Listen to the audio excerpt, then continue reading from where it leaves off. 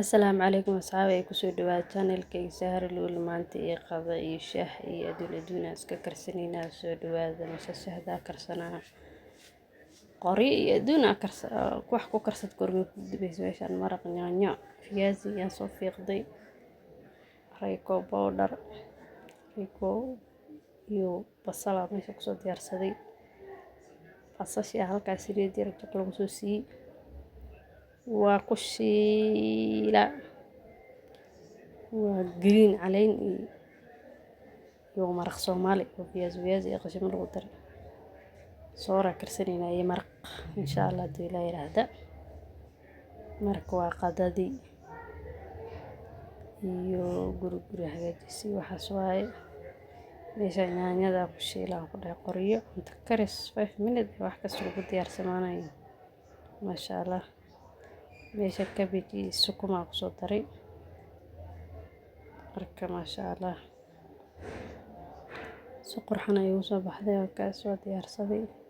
waa karahaysa madiya hadda diyaar ma aha soo jeed fiyaasiga nool ka diyaar u noqday bosh ugali inta soor Kenya ala karna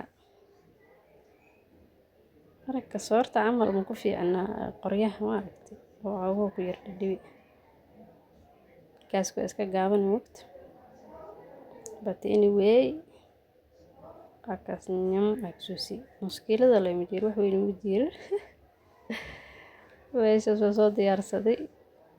weeridi dadku horiya u bixi masha Allah tabarakallah saas u soo karsada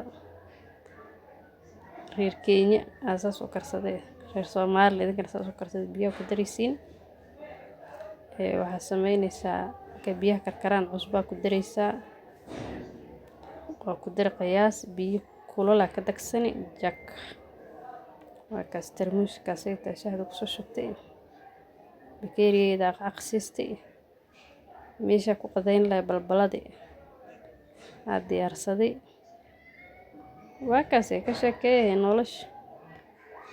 live in village nolosha tuulada very smart way masha Allah way faahantay hada qof kasta meesha ku soo kara oo qurxan moogta inta ay daaylo soo gaarto ma santahay subscribe